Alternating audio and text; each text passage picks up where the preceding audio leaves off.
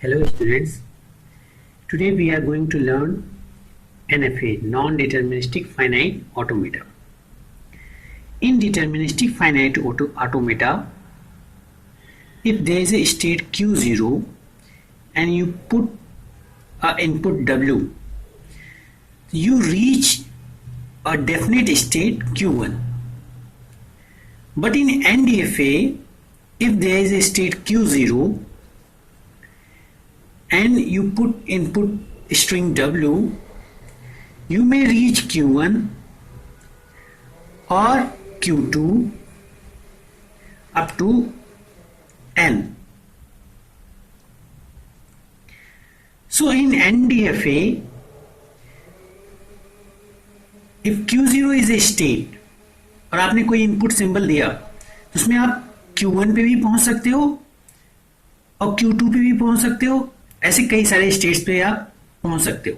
तो more than one states is possible on a particular input. So NDFA work on many possibilities. For example backtracking. तो backtracking में आप क्या करते हो कि आप एक पाथ सेलेक्ट करते हो और जब आपको सही डेस्टिनेशन नहीं मिलता तो आप बैक ट्रैक करते हो और फिर न्यू पाथ आप फाइंड करते हो ताकि आप सही जगह पहुंच सको. अब NFA has a 5 tuple. Similar to DFA, NFA has also 5 tuple. Q जैसे DFA में था set of states और Q हमेशा finite होता है. सिग्मा इनपुट सिंबल है. डेल्टा ट्रांजिशन फंक्शन है. डेल्टा जो DFA का था और जो NFA का है उसमें थोड़ा सा डिफरेंस है, वो मैं अभी आपको बताता हूं. Q0 स्टार्टिंग स्टेट है. F set of final states है. अब जो डीएफए का ट्रांजिशन फंक्शन था डेल्टा, वो क्या कहता था कि if there is a state and combined with input symbol then you get some states. लेकिन जब एनएफए का ट्रांजिशन फंक्शन हम रीड करते हैं तो उसमें क्या होता है, Q is a states combined with input symbol along with epsilon, तो आपको क्या मिल सकता है, पावर सेट ऑफ क्यू. ठीक है. तो ये डिफरेंस है बिटवीन डीएफए ट्रांजिशन फंक्शन और NFA transition function. Remaining 4 parts DFA से मिलते हैं. एक एग्जांपल लेते हैं. आपको एक लैंग्वेज है, वो क्या कंटेन करती है, वो सारे स्ट्रिंग कंटेन करती है जो एंड विथ ए हो. फॉर एग्जांपल BAA इस लैंग्वेज का पार्ट होगा क्योंकि एंड विथ ए है. AAA भी इस लैंग्वेज का पार्ट होगा क्योंकि एंड विथ ए है. तो हम आपको इसका एक एनएफए बनाते हैं और A, B. A is a starting state. Capital A हम एज्यूम करते हैं स्टार्टिंग स्टेट. और जब आप A इनपुट कराएंगे तो आप फाइनल स्टेट पे पहुंच जाएंगे. तो मिनिमम इसका हम एंड डीएफए बनाने का टेक्निक क्या था कि आप एक जो है मिनिमम स्ट्रिंग इसमें फाइंड करते हैं. तो मिनिमम हम जो है ए होगा जो एंड विथ ए होगा. अब इसका एनएफए बनाना है इसलिए हमने ए से ए और बी कोई भी आप ले लो तो वो बी पे पहुंच जाएगा. अब इस डायग्राम को अगर हम देखें तो इसमें हम ये फाइंड करेंगे कि जब आपने ए इनपुट लिया, ए स्टेट्स पे ए इनपुट लिया, तो आप बी पे भी पहुंच सकते हो और ए पे भी आप पहुंच सकते हो. तो on A input capital A states आपको 2 प्लेस पे ले जा रहा है, बी स्टेट पे और ए स्टेट पे. तो इसलिए ये एनएफए है. तो अगर आपने बी का पाथ सेलेक्ट किया है तो आप जो है फाइनल स्टेट पे पहुंच जाएंगे. लेकिन ए का पाथ सेलेक्ट किया है तो मे बी आप जो है नेक्स्ट आप ए का वेट करेंगे फाइनल स्टेट पे पहुंचने के लिए. अदरवाइज ए पे ही आप कितने भी ए आए आप यहीं रह जाएंगे. जैसे BAA, तो BAA में ये B लिए तो ए स्टेट पे, फिर ए आप यहीं घूमे उसके बाद ए पे फाइनल स्टेट. तो इस तरीके से ये इसमें एक्सेप्टेबल होगा. अगर आपने B आपने यहां लिया, फिर ए लिया, फिर ए ले लिया, तो आप फाइनल स्टेट पे नहीं पहुंच पाएंगे. तो ये एनएफए में है कि आप पॉसिबिलिटीज पे डिपेंड करता है कि आप फाइनल स्टेट पे पहुंचते हैं कि नहीं पहुंचते हैं। अब इसको हम अगर देखेंगे 5 टेबल से, तो इसमें क्यू क्या है? क्यू आपका इस एनएफए में ए और बी स्टेट्स हैं। सिग्मा आपका ए कॉमा बी है, स्मॉल ए कॉमा बी।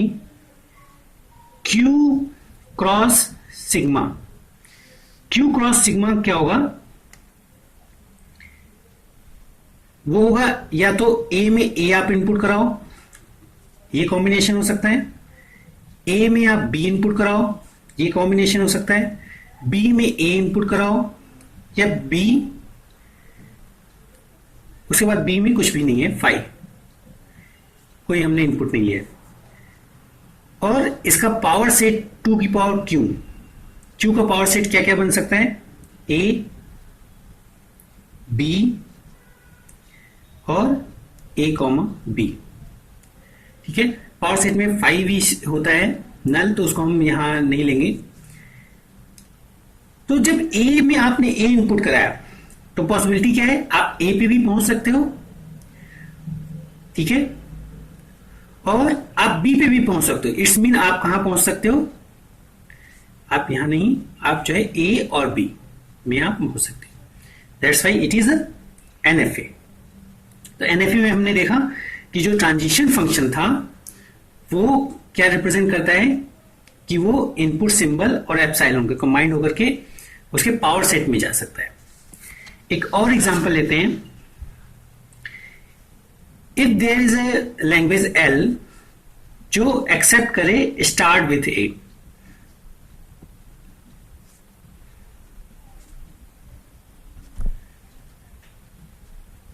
ठीक है, इसके लिए आपको एक एनएफए बनाना है।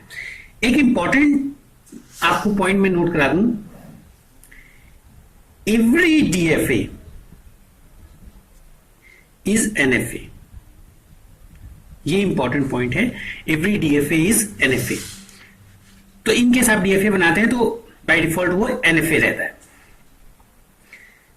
इस लैंग्वेज के लिए अगर मुझे एनएफए बनाना है तो आपने एक स्टेट लिया ए इनपुट कराया क्योंकि स्टार्ट विथ ए, और आपने बी पे पहुंच गए, और क्योंकि स्टार्ट विथ ए होना था इसलिए हमने बी पे ए कॉमा बी एंटर किया। तो ये एनएफए है। इस एनएफए में एक चीज आप देखो कि ए में अगर आप बी इनपुट कराओ, बी एज ए सिंबल, अगर मैं आपसे कहूं कि आप बी ए इनपुट कराओ, तो ए को नहीं पता है कि वो क्या रिएक्ट करेगा। मतलब ए अगर बी इनपुट लेगा तो उसको खुद नहीं पता है कि वो कहां जाएगा, 5 पे जाएगा। That's why A this is dead configuration, DEAD dead configuration.